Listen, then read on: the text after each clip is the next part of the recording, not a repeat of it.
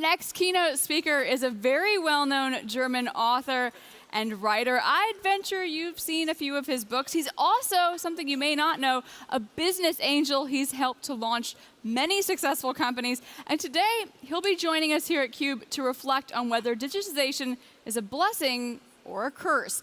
Please join me in giving a very warm welcome to Dr. Florian Langenscheidt. Hello, good morning, ladies and gentlemen. Put this somewhere here.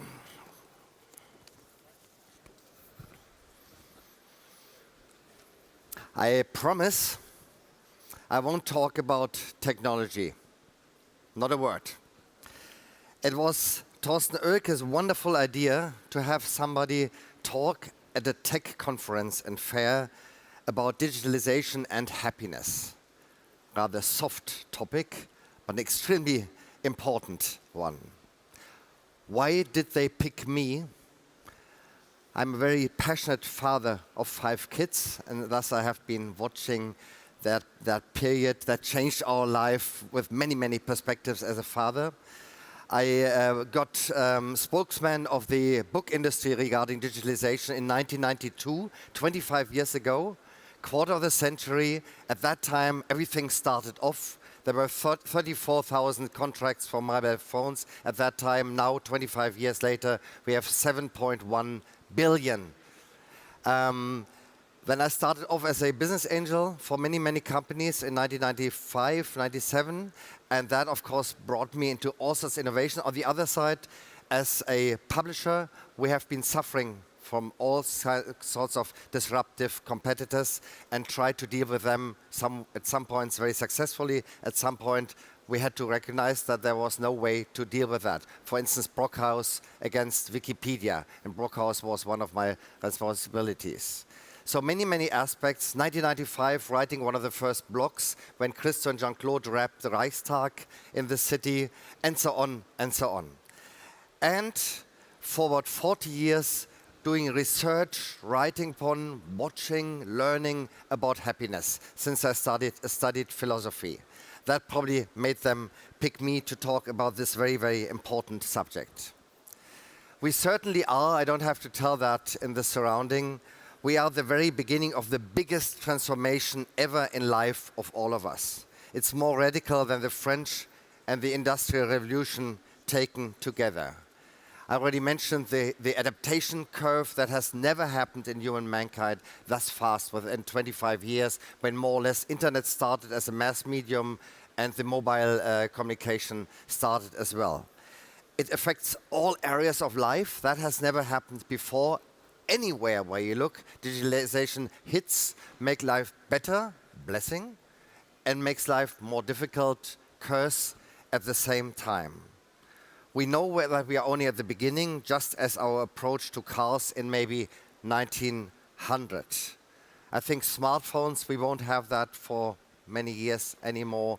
We see the battle of the different surfaces. Everything will be a surface. Everything will be connected. We will have, additionally to our first world, a second, third, fourth, fifth world. We have all the objects, all the knowledge, all the artificial intelligence, everything connected, and that's just the beginning. The way in which we deal with this will determine our fortune or misfortune as a species unlike anything else before. We may easily become victims or make history on our own, vigorously and creatively. The challenge is enormous, but the result is more important than all other current political and economical issues.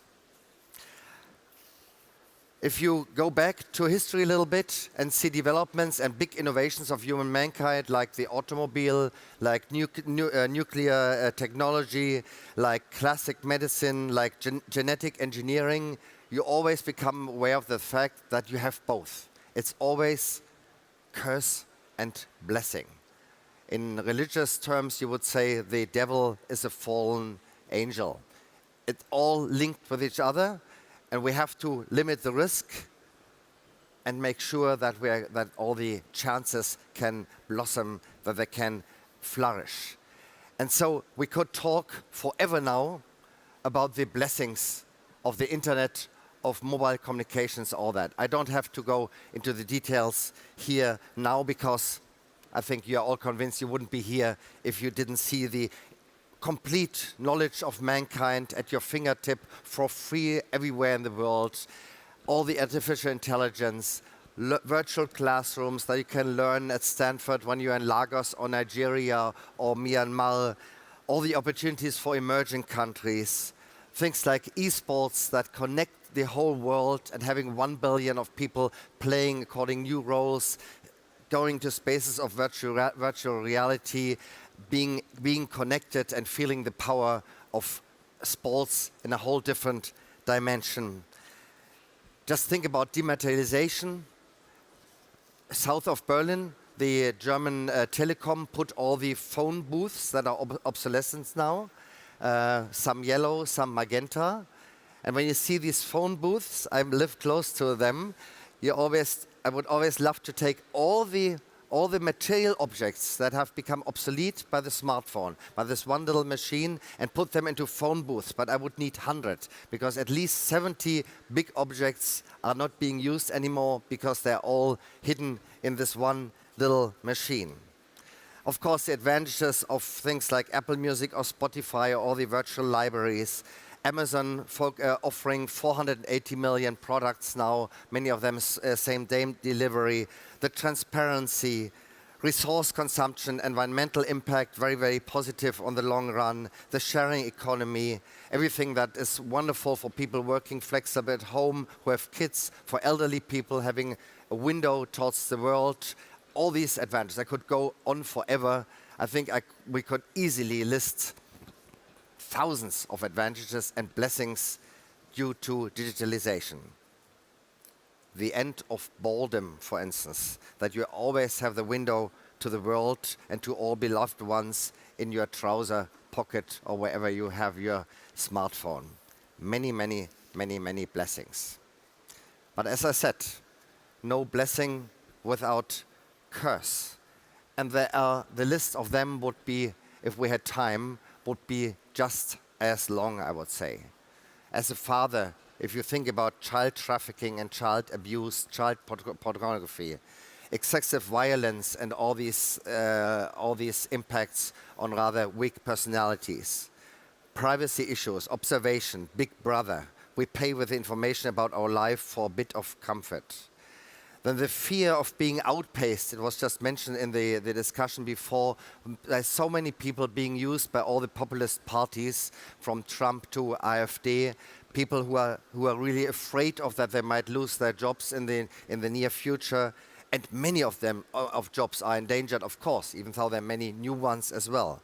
It's not only truck drivers, secretaries, taxi drivers, cashiers, but also booksellers, bankers, insurance brokers, tax consultants, wherever you look, it's going to be affected by artificial intelligence and by the internet. It's a paradise for manipulation and fraud. It's the end of truth in many ways. No correcting filter anymore. And all the media, and I've been working in media forever, all the media are proud of all the correcting filters, all the editorial work that is between the creator of a news and the audience that should get the news. Reliability seems to be an obsolescent model in a way. Big data and attention as the new currency instead of truth. And so on, and so on. But let's have a close look to what this all is linked, how this is linked to happiness. When you think about happiness for a long time, you come down to certain key rules.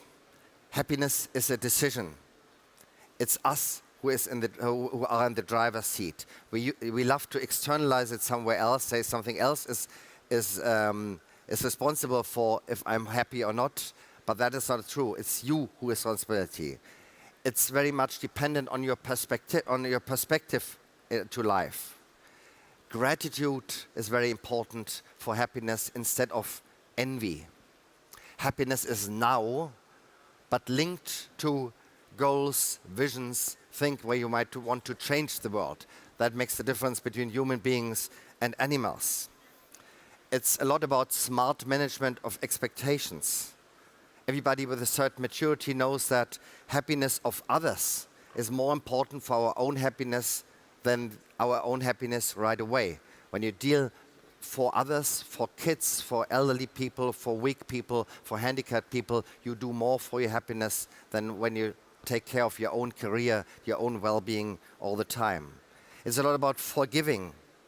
It's a lot about living your life and not life that somebody else recommends you. It's a lot about confidence. I think all these aspects of happiness are not really damaged or hurt by digitalization. But three aspects are, and these are the three. Less is often more happiness. The little moments are the big ones.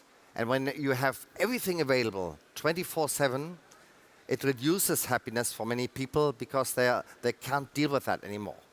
So that is the first point. Second, happiness is a lot about love, friendship, family. And and friendship in the sense of Facebook, we all know that is not a friendship that really helps you when life is not good to you. And so these aspects, they are hurt by the internet, even though many couples nowadays are matched through the internet. Again, it helps as well, but it hurts a lot as well. And then happiness is a lot about what in Germany, I don't really know how to translate that into Germany, what we would call Achtsamkeit. It's very much about concentration on certain things and really getting into a flow by limiting yourself and really doing one thing at a time perfectly. And that is something that is a direct clash with many people using their laptops, their smartphones on the end. When you watch that as a father, as a professor, as somebody who has been living for a while, it's just pretty amazing to watch people that instead of upright gait, you have this curved symbiosis with the screen. The multitasking leads to the fact that after 4 hours, you think, what did I do during this 4 hours? And you don't really know anymore what you did. Being everywhere and nowhere. No close friendship, no perseverance, no long-term approach. The devaluation of the direct environment in favor of a nervous connectedness with distant places and person. Fiddling around as a substitute for passion and creative power. Where does the haptic experience go, the sensuality and all that? Smartphone peeps instead of intense talks over dinner.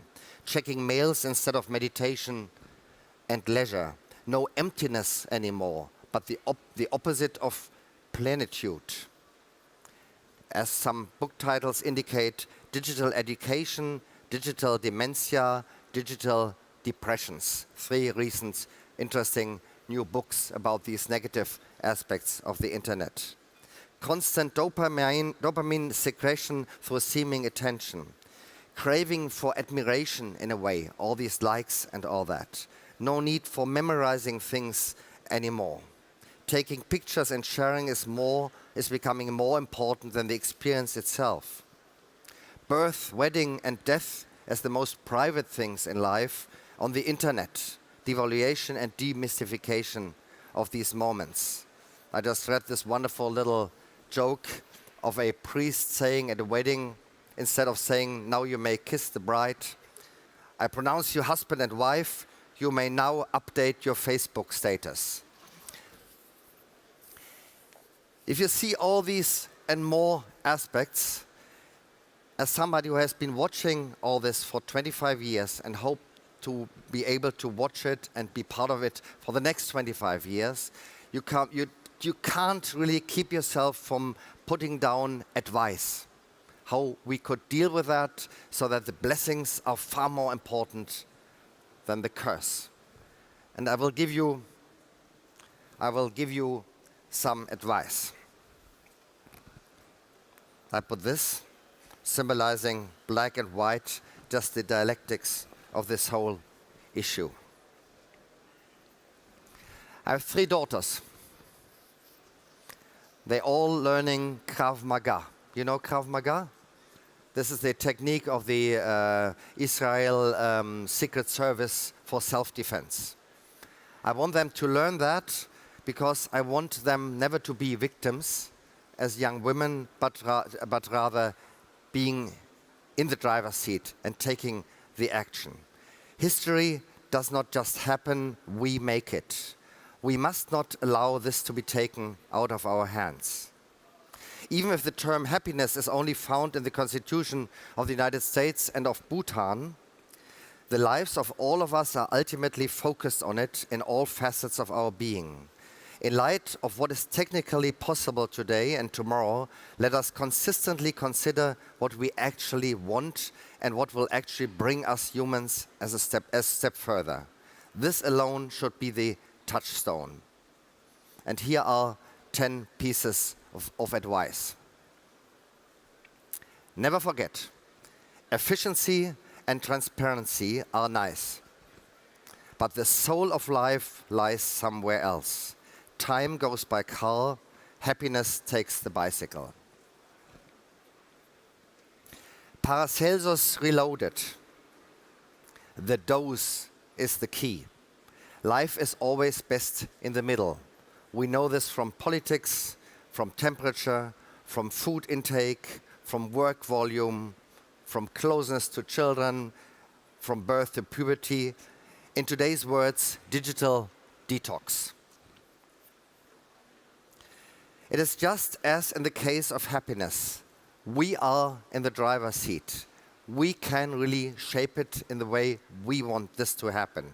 We decide. It's up to our perspective and expectation. Be grateful for the tons of opportunities, all the chances, all the blessings, but halt in dealing with risks, excellently educated and up to date in every respect. Parents and teachers, professors and journalists, the best of the best have to observe, classify and assess all the innovations with open mind and pass on their findings. 6. Despite all justified skepticism, artificial intelligence is better than natural stupidity. And better have your elder brother look over your shoulders than having to do all by yourself. 7. The digital etiquette is just an unwritten code like virtual traffic regulations. In both cases, we need the original versions fast. Then we have to update them continuously. Not trailing behind, but looking forward. Politics have to establish worldwide coordinated guardrails for the most important and comprehensive revolution of mankind. They must not constrain freedom and creativity, but avoid excesses and abuse. From the United Nations to UNESCO or UNICEF, because it's a global issue, to overarching national digital ministries for country-specific subjects. 8. Businesses, authorities, parties, church, trade unions, associations, non-governmental organizations have no choice. Whoever fails to seize the opportunities of digitalization with determination, creatively and will to shape will soon vanish into thin air. The resulting competitive and user benefits are all too encompassing. Just watch what happened in many industries during these 25 years already. And as I said, it's just the beginning. 9. Who has kids? Many of you. Be a role model, a shining example for them. There already are studies out that many of the young generation really can't stand their parents looking at smartphones and laptops anymore because they want their attention as well, as much as we want the attention of the kids. If you act like that, you can't expect your kids do that in a different way. Be a role model. Learn to say no. Show them true values and priorities. And 10, never forget, happiness does not dwell in the laptop or in the smartphone, but within ourselves, within each of you. No cyborg or robot, clone or avatar can take this away from us. I close my remarks and thoughts Unfortunately, I had to limit them to 20 minutes. I close them with a quote from the Bible that all of you know. God said, "Let there be light." And there was light. And God saw the light, that it was good.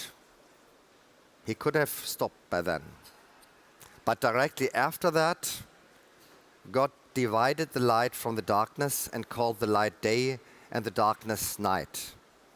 Ever since then, we humans have had to live with this dialectic and will have to forever. I wish all of you good luck in dealing with both sides of digitalization. A lot of happiness to you. Thank you, and have a good fair and a great congress. And if you have thoughts and comments, please come up to me. I love to learn and pick up things that I might have not recognized before. Good luck to you. Thank you very much, Dr. Langenscheidt, for your very inspiring message this morning at the Cube Tech